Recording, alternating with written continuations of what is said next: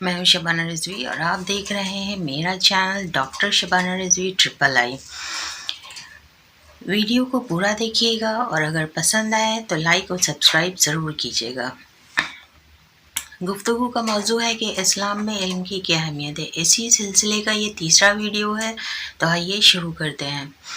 اللہ ہدایت کر رہا ہے کہ علم کے ذریعے ایمان میں داخل ہو، یعنی اللہ علم کا ذکر ایمان سے پہلے کر رہا ہے، ایمان پر آنے کی دعوت بعد میں دے رہا ہے۔ پہلے کہہ رہا ہے کہ علم حاصل کرو تب ایمان پر آؤ۔ نبی صلی اللہ علیہ وسلم کہہ رہے ہیں کہ میں علم کا شہر ہوں، اور اسلام ہدایت کر رہا ہے کہ جب سے تم پیدا ہو، یعنی گہوارے سے لے کے گور تک، یعنی جب سے تم پیدا ہو تب سے لے کے قبر تک تم علم حاصل کرو۔ تمام احادیث سے علم کی اسلام میں کتنی اہمیت ہے اس کا اندازہ بخوبی لگایا جا سکتا ہے، لیکن پھر بھی ہم قرآن کے حوالے سے اسے دیکھتے ہیں۔ قرآن کے 30 پارے ہیں۔ قرآن کی 30 پاروں میں سے 27 پاروں میں اللہ نے مختلف سوروں کی مختلف آیات میں علم کا ذکر کیا ہے، علم کے متعلق ہدایات دی ہیں۔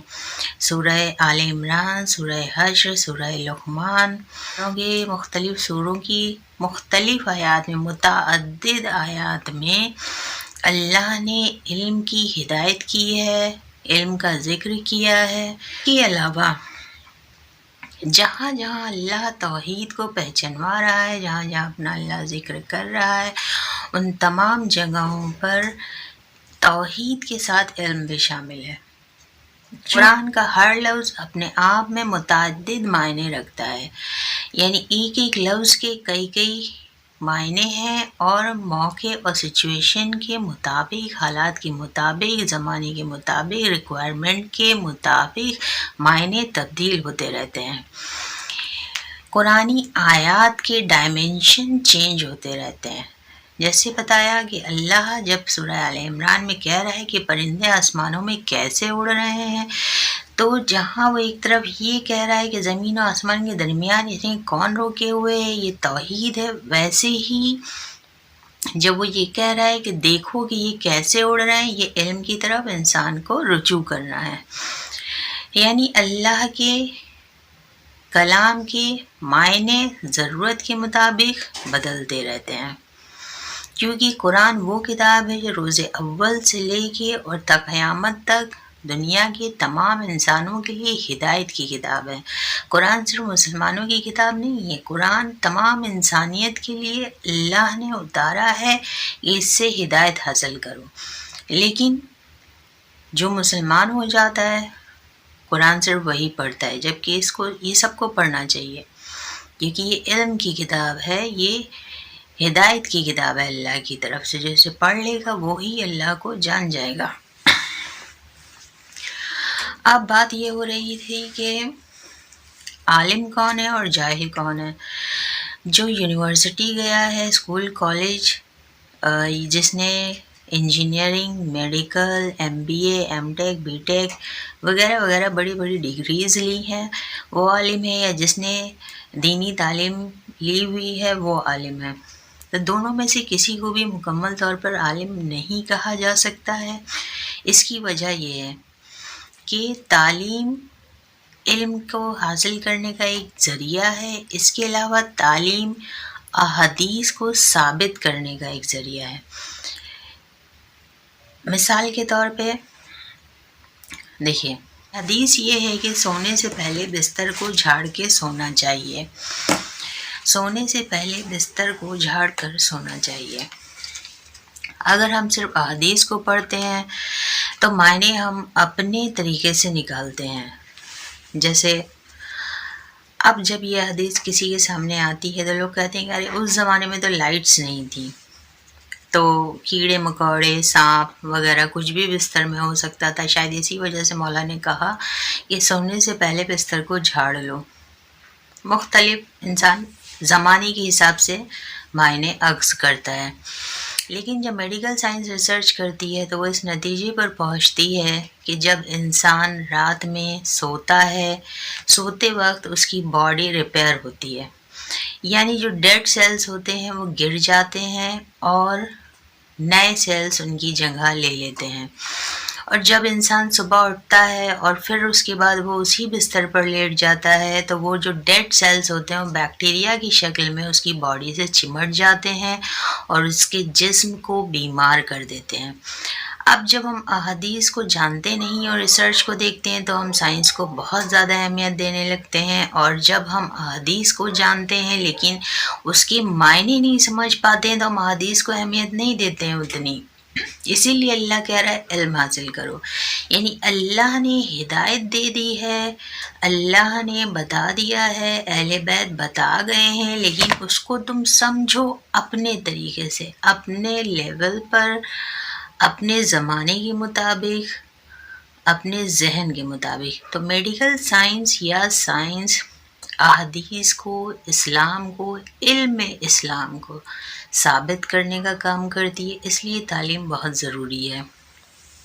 لیکن صرف ہمارے پاس تعلیم ہے اور ہمیں دین کی نالج نہیں ہے تو بھی غلط ہے، اس لیے کہ اللہ سختی سے ہدایت کر رہا ہے، علم حاصل کرو، لیکن علم کا نتیجہ شرک نہ ہو۔ لیکن جب ہم احادیث کو نہیں جانتے ہیں، ہم قرآن کو نہیں جانتے ہیں، ہم امام کو نہیں جانتے ہیں، ہم انبیاء کو نہیں جانتے، ہم اسلام کو نہیں جانتے ہیں، اور صرف ہم علم حاصل کرتے ہیں تو ہم شرک کی طرف چلے جاتے ہیں، ہم کفر کی طرف چلے جاتے ہیں۔ اس انسان کا علم کامل نہیں ہے، یہ ذکر پہلے بھی آئی ہے کہ انسان کا علم وقت کے ساتھ بدلتا رہتا ہے، یعنی اسے اپڈیٹ کی ضرورت ہوتی ہے۔ جو علم آج ہے کل دوسرا ہوگا، جیسے پہلے ندیوں سے پانی پیا جاتا تھا، کنوؤں کا پانی پیا جاتا تھا، پھر ٹیپ واٹر آیا، پھر یہ ریسرچ سامنے آئی کہ یہ پانی گندا ہے، اس میں بیکٹیریا ہوتے ہیں، اس سے بیماریاں ہو جاتی ہیں، فلٹر نکالا گیا۔ پھر فلٹر بہت سال چلا اور اس کے بعد پھر یہ ہوا کہ نارمل فلٹر بھی وہ کام نہیں کرتا ہے جو آر او کرتا ہے، یعنی اب ہم کو آر او کی ضرورت ہے۔ اب اس میں ایک اور ایڈیشن کر دیا ہے کہ جو آر او ہے، جو فلٹر ہے، اس میں اندر میں تانبا ڈالا ہوا ہے، یعنی وہ ہوگا تو وہ اور زیادہ فائدہ مند ہوگا۔ اور اب یہ دیکھیے، یعنی انسان کا علم تبدیل ہوتا رہتا ہے۔ کیوں تبدیل ہوتا رہتا ہے؟ کیونکہ انسان کا علم تجربے پہ بیس ہے، انسان ایکسپریمنٹ کر کر کے سیکھتا ہے۔ پہلے وہ جانوروں پہ ایکسپریمنٹ کرتا ہے، پھر وہ انسانوں پہ کرتا ہے، پھر وہ اس کے نتائج دیکھتا ہے، پھر آج انسان جو چیز ایجاد کرتا ہے کچھ سال بعد وہ اس کے آج تو کہتا ہے فائدہ مند ہے، پھر کچھ عرصے بعد کہنے لگتا ہے کہ نہیں یہ چیز نقصان دہ ہے۔ جیسے اب آر او آ گیا، اب جو ریسرچ آئی وہ یہ کہہ رہی ہے کہ آر او فلٹرز میں ٹی ڈی ایس کم ہونے کی وجہ سے بہت ساری بیماریوں کی وجہ بن رہی ہے۔ باڈی کی جو ریکوائرمنٹ نارمل پانی پورا کر سکتا ہے وہ آر او واٹر پورا نہیں کر سکتا ہے، اس میں ٹی ڈی ایس بہت زیادہ کم ہو جاتا ہے۔ تو یعنی انسان کا علم کامل نہیں ہے، علم کامل وہ علم ہے جو نبی صلی اللہ علیہ وسلم ہمیں دے گئے ہیں۔ جو علم الہی ہے، جو نبی صلی اللہ علیہ وسلم کے ذریعے ہم تک آیا ہے، یعنی اگر ہمیں علم کامل چاہیے تو علم کامل وہی علم ہے جو اہل بیت سے حاصل کیا جا سکتا ہے، کیونکہ وہ علم روز اول سے لے کے روز قیامت تک ایک ہی جیسا رہے گا، اس میں کبھی کوئی تبدیلی نہیں آئے گی۔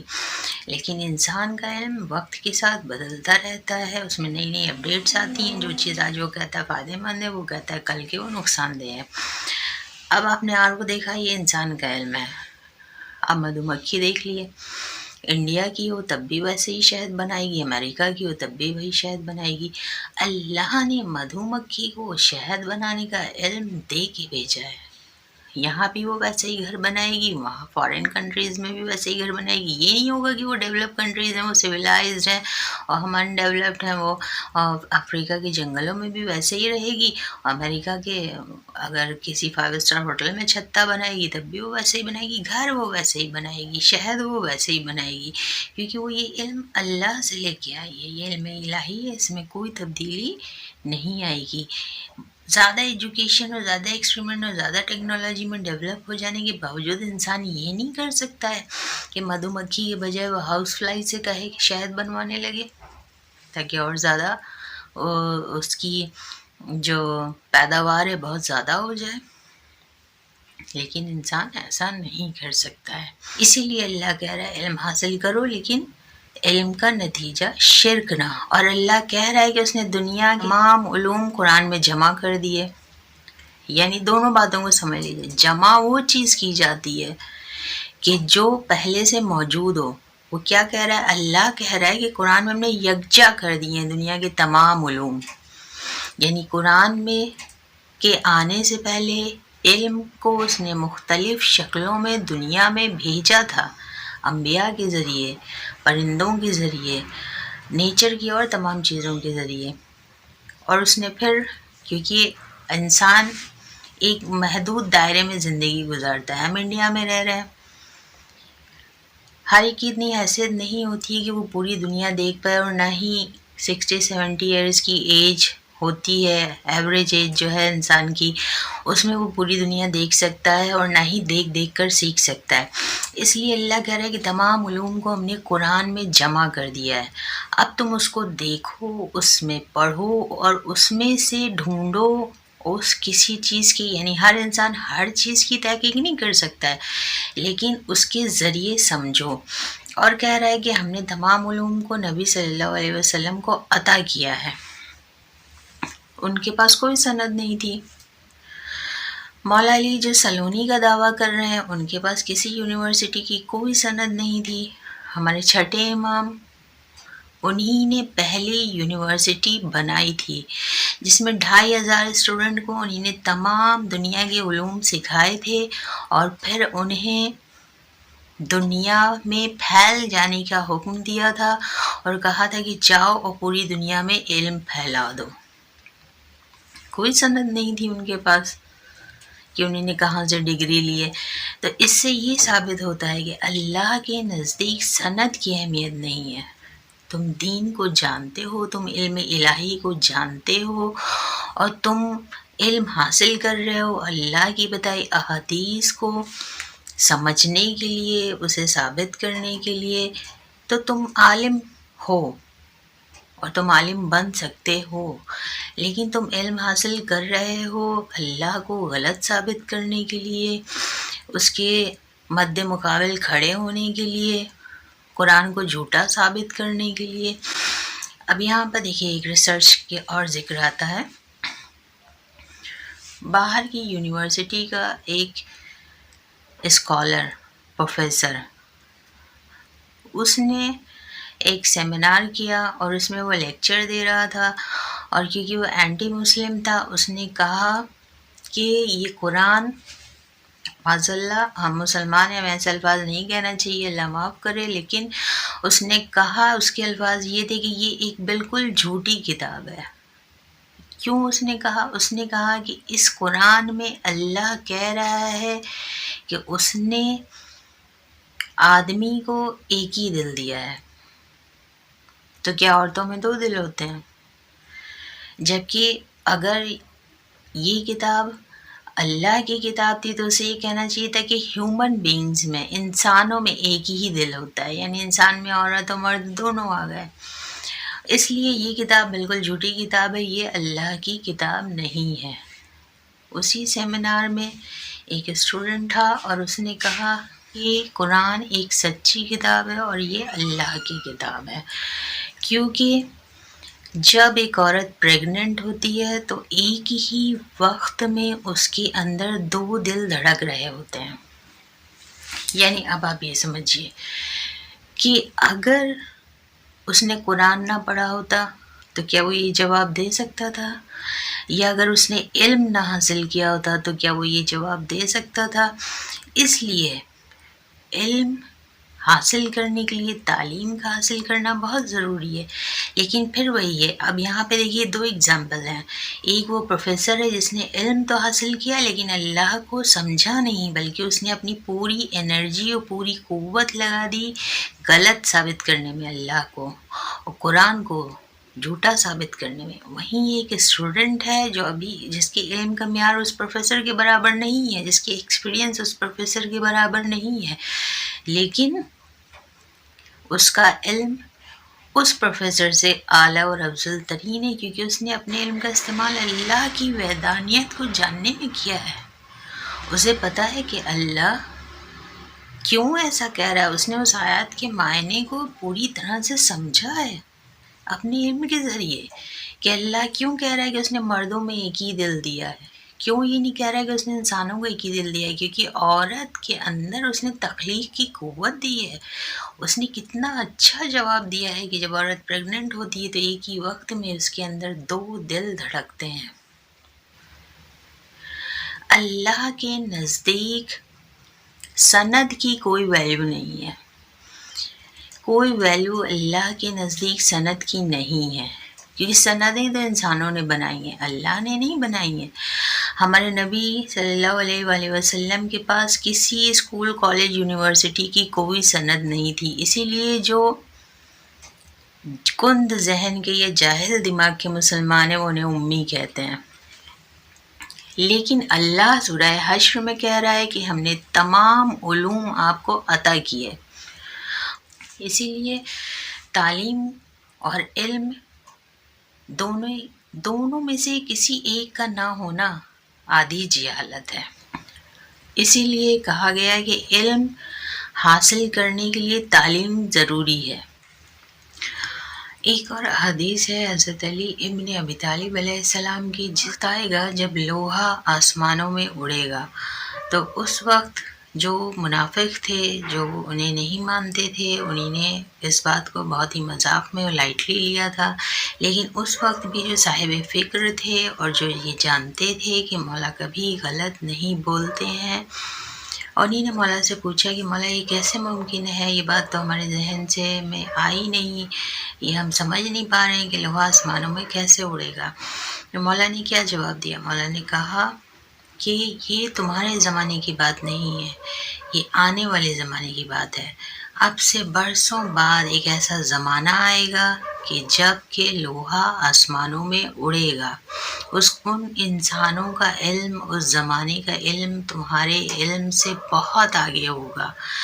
یعنی مولا پیشین گوئی کر گئے ہیں، اسلام نے ہر چیز بتا دی ہے، لیکن زمانے کے ساتھ جیسے جیسے انسان علم حاصل کرتا جا رہا ہے، جیسے جیسے ریسرچ کرتا جا رہا ہے، ویسے ویسے احادیث ثابت ہوتی جا رہی ہیں۔ اسی لیے علم کا حاصل کرنا، بلکہ علم کے حاصل کرنے کے لیے تعلیم کا حاصل کرنا بہت ضروری ہے، کیونکہ تعلیم کے اسی لیے اللہ کہہ رہا ہے علم کے ذریعے ایمان میں داخل ہو۔ یعنی جیسے جیسے تم علم کو حاصل کرتے جاؤ گے ویسے ویسے احادیث ثابت ہوتی جائیں گی، ویسے ویسے قرآن ثابت ہوتا جائے گا اور تمہارے عقائد مضبوط ہوتے جائیں گے۔ لیکن جو دین کو چھوڑ کر صرف دنیاوی علم حاصل کرتے ہیں وہ شرک کی طرف چلے جاتے ہیں، جس کے لیے اسلام میں سخت طور پہ منع کیا گیا ہے۔ اور جو صرف دین میں رہ جاتے ہیں وہ دنیا کی طرف دنیاوی علم حاصل نہیں کرتے ہیں بلکہ دینی علم حاصل کرتے ہیں، تو وہ تسلی بخش جواب نہیں دے پاتے ہیں۔ یعنی ایک عام آدمی اگر دینی علم حاصل کرتا ہے، دنیا نہ صحیح اس کی عاقبت بن جاتی ہے، لیکن اگر کوئی ایسا شخص جس نے دنیاوی علم حاصل نہیں کیا، دینی علم حاصل کیا، اور اس کے بعد وہ مولانا بن جاتا ہے یا وہ امامہ لگا لیتا ہے اور وہ ایسی کسی اور لوگ اس سے سوال کرتے ہیں تو وہ ان کو تسلی بخش جواب نہیں دے پاتا ہے۔ تو اس لیے جو باقاعدہ عالم دین ہے ان کے لیے بھی دین کے علم کے ساتھ دنیاوی علم کا ہونا بہت ضروری ہے۔ جیسے ایک ہم پروگرام دیکھ رہے تھے اسلامک، اس میں کسی نے یہ سوال کیا کہ میرے ایک نان مسلم دوست نے پوچھا ہے کہ تمہارے تو مولا علی علیہ السلام نے کہا ہے کہ جن کے کان اندر ہوتے ہیں وہ انڈے دیتے ہیں اور جن کے کان باہر ہوتے ہیں وہ بچے دیتے ہیں، جبکہ ویل مچھلی جو ہے وہ تو بچے دیتی ہے اور جبکہ اس کے تو کان اندر ہیں۔ تو کیونکہ نان مسلم دوست نے اس لڑکے سے پوچھا تھا اور کیونکہ اس لڑکے کو ظاہر سی بات ہے دین کی نالج نہیں تھی، اسی لیے اس نے یہ سوال کسی اور سے پوچھا۔ اگر اسے دین کی نالج ہوتی تو وہ خود ہی اس کا جواب دے سکتا تھا، لیکن کیونکہ اسے معلوم نہیں تھا، لیکن اب کیونکہ اسے جواب دینا تھا اس لیے اس نے اس چینل پہ فون کر کے سوال پوچھا۔ تو وہاں پہ جو مولانا اس وقت موجود تھے انہی نے یہ جواب دیا کہ اکثریت دیکھی جاتی ہے، یعنی مولا نے ارشاد فرمایا ہے کہ جن کے کان اندر ہیں وہ انڈے دیتے ہیں اور جن کے کان باہر ہیں وہ بچے دیتے ہیں. تو اکثریت دیکھی جاتی ہے، یعنی اگر اس میں ایک آدھ ایسا بھی ہے کہ جس کے کان اندر ہے اور وہ انڈے کے بجائے بچے دے رہا ہے تو کوئی معنی نہیں ہے. اب یقیناً یہی جواب اس لڑکی نے اس نان مسلم کو دیا ہوگا، تو پھر مولا نے جو سلونی کا دعویٰ کیا تھا اس کا کیا؟ اسی لیے کہتے ہیں کہ آدھا علم جو ہے وہ بہت ہی خطرناک ہے. حدیث کیا ہے؟ جن کے کان اندر ہے وہ انڈے دیتے ہیں اور جن کے کان باہر ہیں وہ بچے دیتے ہیں. آگے بھی ہے، دانا چگاتے ہیں وہ انڈے دیتے ہیں اور جو دودھ پلاتے ہیں وہ بچے دیتے ہیں.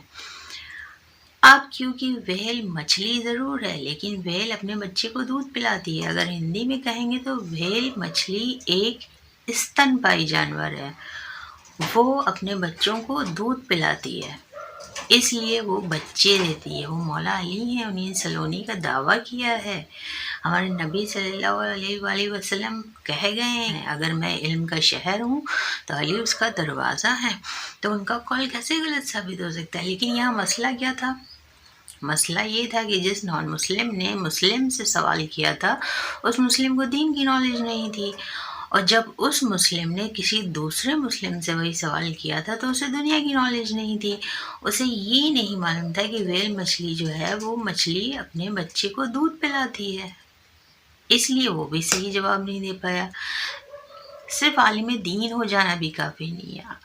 دین اور دنیا دونوں کا علم جب ہوگا، جب ہم دنیاوی علم حاصل کریں گے تو ہی ہم دین کو ثابت کر پائیں گے، اور جب ہم دین کا علم حاصل کریں گے تو ہی ہم دنیا کے علم کو سمجھ پائیں گے.